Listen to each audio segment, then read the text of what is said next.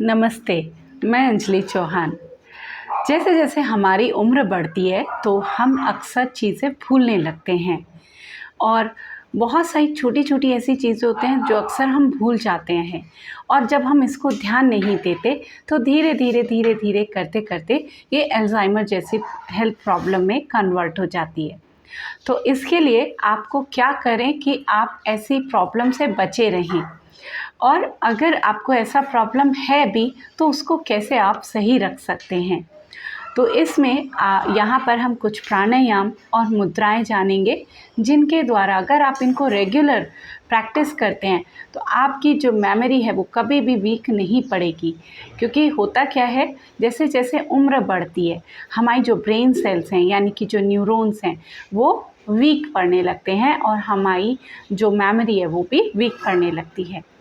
लेकिन कुछ प्राणायाम को अगर आप नियमित रूप से करेंगे तो आपको ये प्रॉब्लम बिल्कुल भी नहीं आएगी और आपकी जो मेमोरी, आपकी याददाश्त हमेशा उतनी ही परफेक्ट और उतनी ही अच्छी रह सकती है।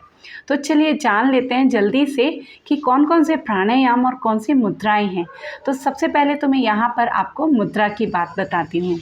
तो यहाँ पर आप या तो ज्ञान मुद्रा यानी कि हाथों को इस तरीके से रख सकते हैं या चिन्ह मुद्रा यानी कि हाथों को ऊपर। इसमें थंब की टिप और इंडेक्स फिंगर इन दोनों की टिप को मिलाएंगे और इस मुद्रा में आप अपने जैसे घर में ज़रूरी नहीं है कि आप योग प्राणायाम करते समय ही इस मुद्रा का अभ्यास करें।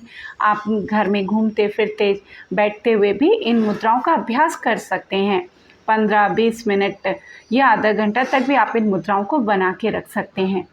इसके साथ साथ कौन कौन सा प्राणायाम है तो वो है कपालभाति। अगर आप रेगुलर 10 मिनट कपालभाति का अभ्यास करेंगे तो आप देखते हैं कि कपालभाति जैसे कि इसका नाम भी बताता है कपालभाति, तो ये आपके ब्रेन पे काम करता है, आपकी ब्रेन सेल को एक्टिव रखता है। तो आप अपनी मेमोरी को अगर अच्छा रखना चाहते हैं तो कपालभाति को कम से कम 10 मिनट रेगुलर प्रैक्टिस करें।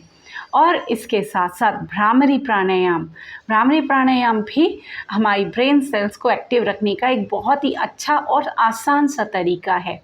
तो भ्रामरी प्राणायाम को भी आप कम से कम 10 मिनट से शुरू करें, 10 बार कम से कम प्रैक्टिस से शुरू करें और धीरे धीरे अपने नंबर्स को बढ़ाते चले जाएं।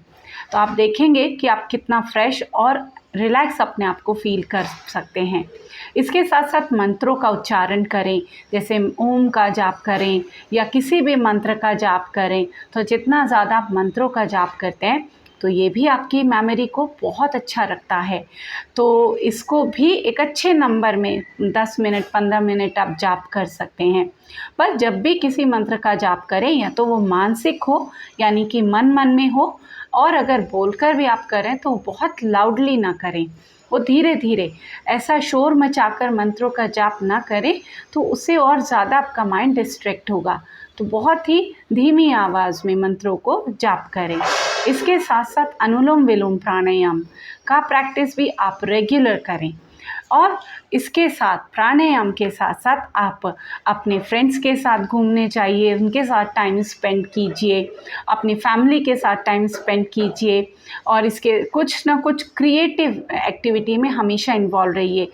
कुछ ना कुछ नया सीखते रहिए, चाहे वो कुकिंग है, आप कुछ ना कुछ नया बनाते रहिए या जो भी आपकी हॉबी है, म्यूज़िक, डांसिंग, जो भी है, उम्र के अनुसार जो भी आपका इंटरेस्ट है या जो भी आपकी हॉबी है उसमें ज़रूर आप इन्वॉल्व रहिए। और ये जैसे भजन, कीर्तन, सत्संग ये भी आपको मदद करते हैं आपके माइंड को रिलैक्स रखने में। तो अगर आपका इंटरेस्ट है तो इनमें भी आप इन्वॉल्व हो सकते हैं। और इसके साथ साथ जैसे कुछ गेम्स हैं, पज़ल गेम्स हैं, जैसे चेस हुआ या और भी बहुत सारे से गेम हैं, तो उनको भी आप इन्वॉल्व होइए, उनको भी खेलिए। तो ये सब आपके माइंड को शार्प और परफेक्ट रखेंगे। तो आप देखेंगे कि उम्र के बढ़ने की वजह से आपकी याददाश्त पर कभी कोई असर पड़ेगा नहीं। तो सिर्फ आपको 15 से 20 मिनट डेली प्रैक्टिस करनी है। धन्यवाद।